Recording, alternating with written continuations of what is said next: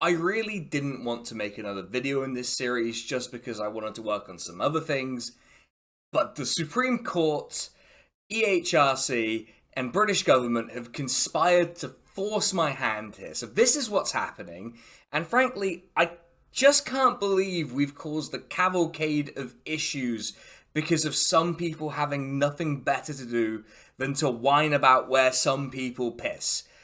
I guess we have to do this, but the least I owe you is what my motivation is here. There are some interesting implications of recent events that may be the subjects of future videos, and almost certainly will be covered by other, more qualified YouTubers and journalists and things like that, such as the constitutional vandalism that's been done, I think is a favour to the government to spare them an embarrassing and controversial vote in the House of Commons, or the fact that legislation has now been rendered totally incoherent in such a way as to be unenforceable, or the fact that this has opened the door to several court cases that could potentially strip various minorities of their protections, and that enforcement of it means that people will either have to carry their birth certificates around, or we have to introduce mandatory ID cards to access the toilet, which opens the door to literal,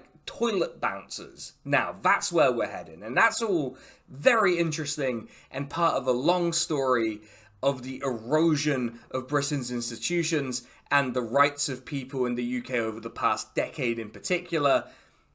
Instead, bound by this format and by some urgency, I want to cut through all of that and state the simple truth.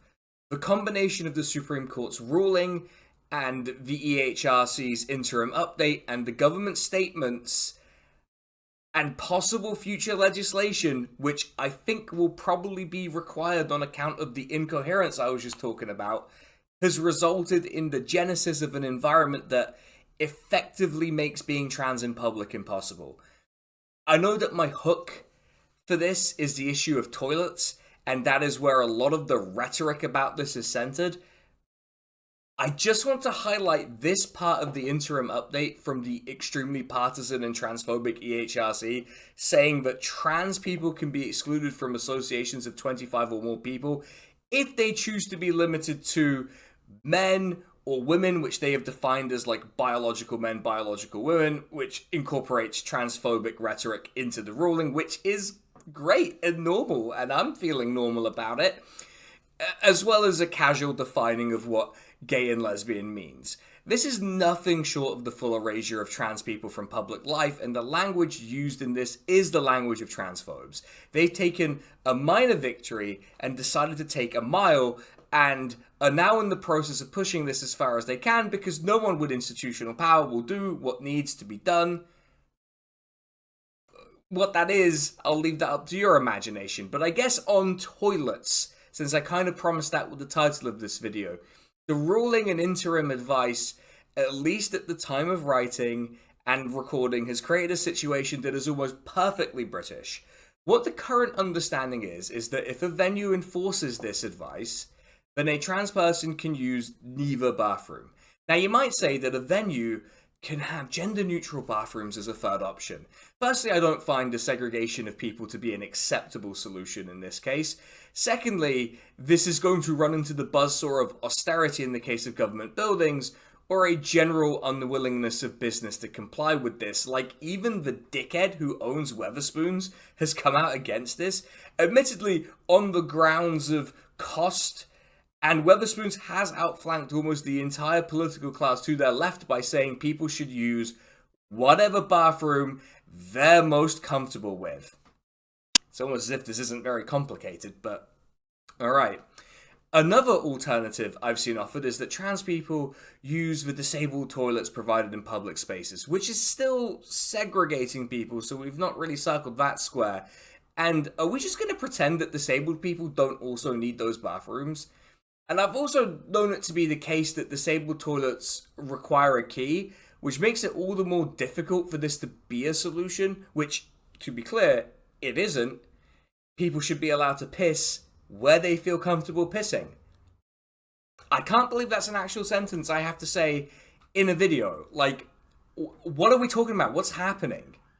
All of this is to say this is an outrageous overreach and an attempt to erase a group of people from public life, I suspect with the hope that the social isolation that brings has more dire consequences down the road, which makes the judges on the Supreme Court saying, "We counsel against reading this judgment as a triumph of one or more groups in our society at the expense of another. It is not," a little fucking rich. If you look at the reaction of different groups, it's fascists, transphobes, and smug dickheads celebrating, and it's trans people and their allies despairing. Which, can you blame them for these responses? Look at the immediate aftermath, and it seems more than proportionate for each group to react this way. To say that this isn't a triumph of one group over another is like Mehmet II suggesting the conquest of Constantinople wasn't a triumph of the Ottoman Empire over the Byzantines. Though, in that case, the good guys triumphed, so perhaps a limited analogy in that case. This is a good time to just turn down the temperature a little bit. Things can be challenged in court. In fact, the Good Law Project is doing something along those lines. There's always the possibility that the government is compelled to legislate in a non-shit way on this issue. Of course, there are always demonstrations and protests, which are well attended, the ones that have happened so far, or pestering your MP either by showing up to their constituency surgeries or letter writing. And I know it's a bit lib of me, but a lot of MPs do not have very convincing majorities, and just a little bit of pressure might panic them into the right position. Who knows? I suspect not in some cases, but it's not impossible. And it would be irresponsible of me to portray this as an issue where everything is doomed and there's nothing to be done. There is plenty to do. I'm by no means a legal expert, so just understand that this is some person talking. I have a link to something that explains things a bit better than I can in the description, especially because this is moving quickly, so there will be more things coming out, presumably between recording and editing and so on. One thing I can do, though, is talk about how I think we got to this point, because that is firmly in the realm of politics, which is much more my field. So let's do a little bit of examining of how I think we got here. I responded to the idea that there is a thesis to be written on why opinion on this has shifted so quickly, which is a quote from The Guardian, which, you know, may be part of the answer here, who knows, by dismissing the idea that it needed to be a thesis out of hand. But I did kind of provide one at the same time. Look, I contain multitudes when I'm angry, I admit it, it's not my finest trait. I broadly stand by what I posted when I was shooting from the hip here. The movement we've seen on this issue happened because a highly motivated and radicalized group of people have pushed politics in this direction, in part aided by the fact that transphobia in Britain is the pastime of the elites. That's not to say that people in all sorts of socio-economic positions don't hold these views, but in order to get them published in basically every mainstream media outlet, you're probably reflecting the elite's own views back at them.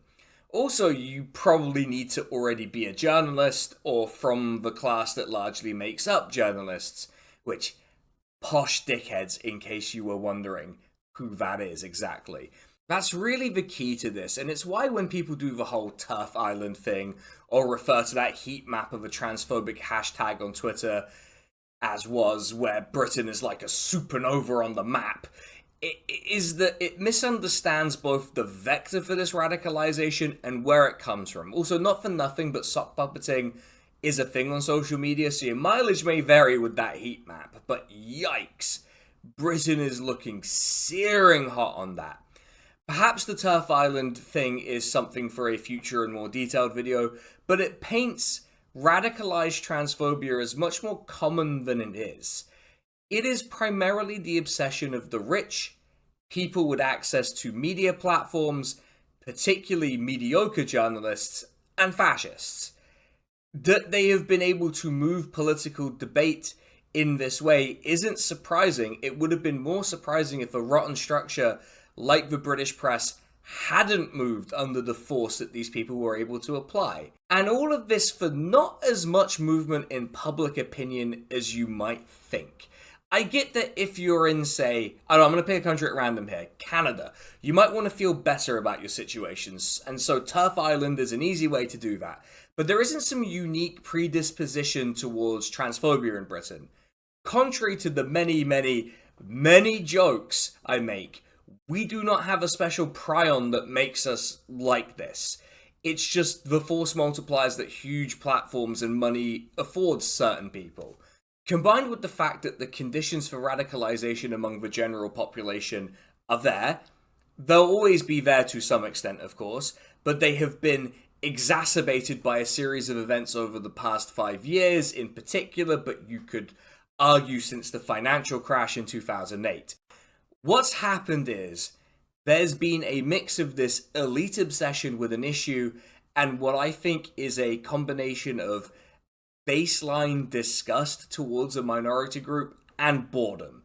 Because that's what this feels like in a lot of it. It's people with no friends, no hobbies, no real character, and an unwillingness to put themselves out there authentically, so they find community with these deeply radicalized characters, whether it's on forums like Mumsnet or X the Everything app.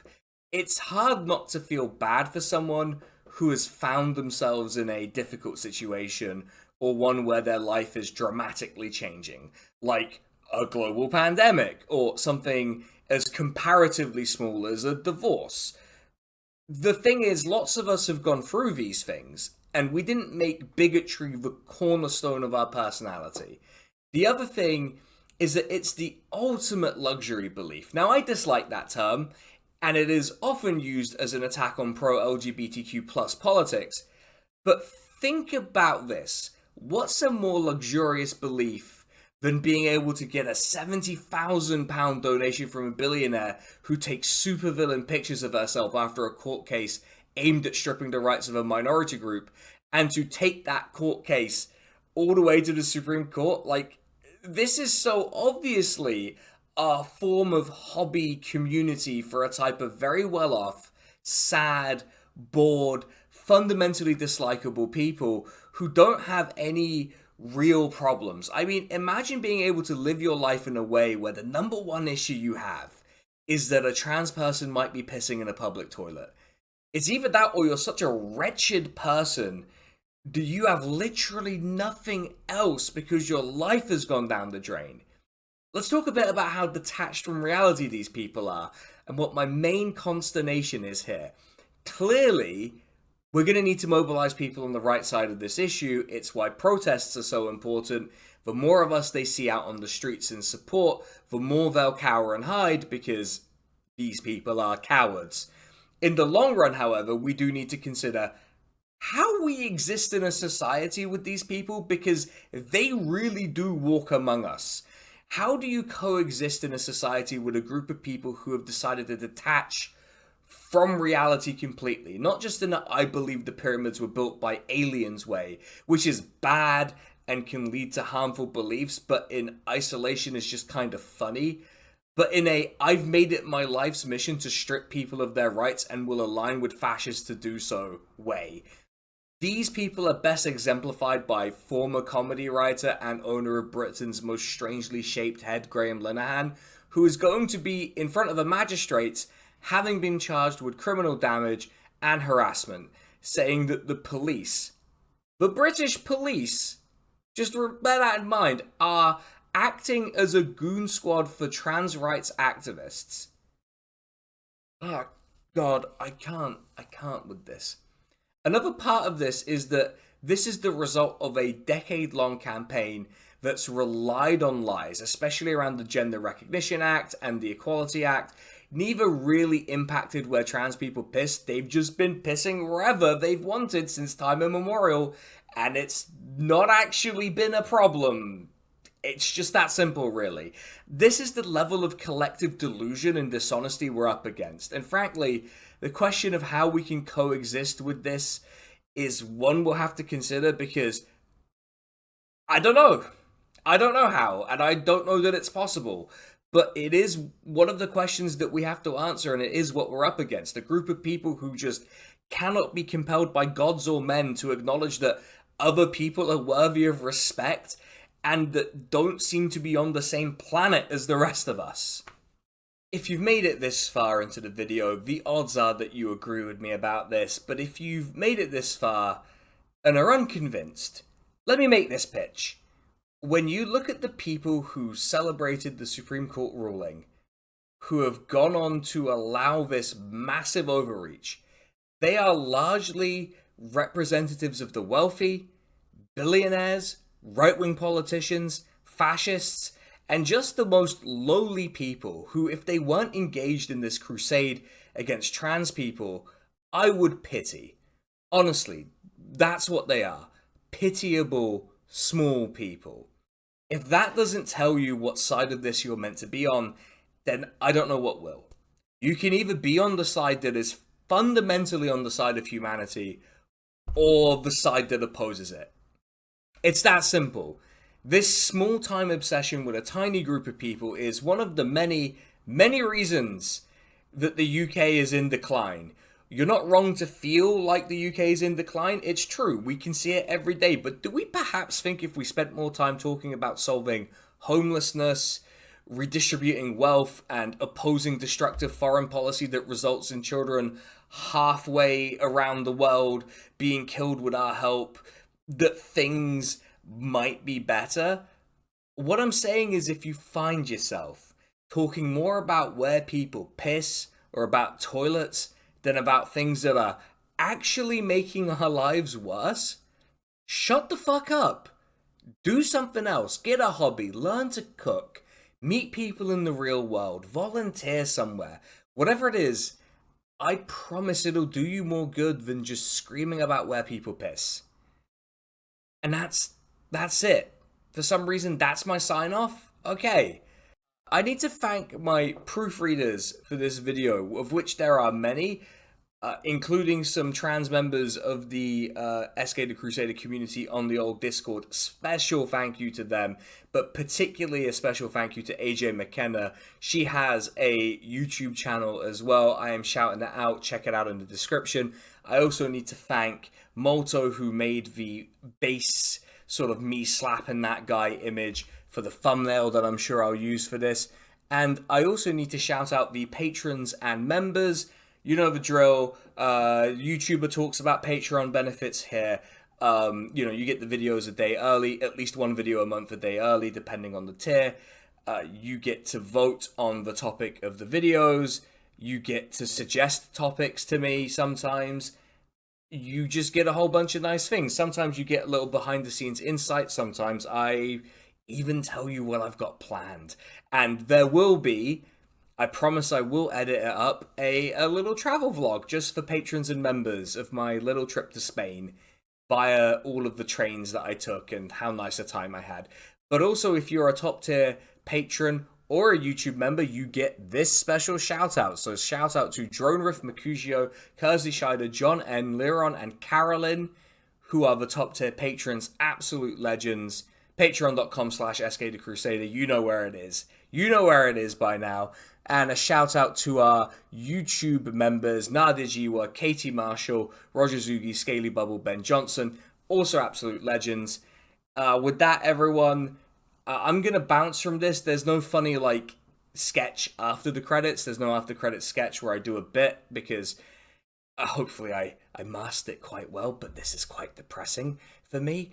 So, we're not doing that. But May will be, hopefully, a better month where I do things that I actually enjoy a little bit more than having to do commentary like this. So, fingers crossed that the political world gives me a bit of peace and I can make a couple of videos about some media things I want to talk about. And with that, everyone, take it easy. I'll catch you all on the next one. Bye-bye.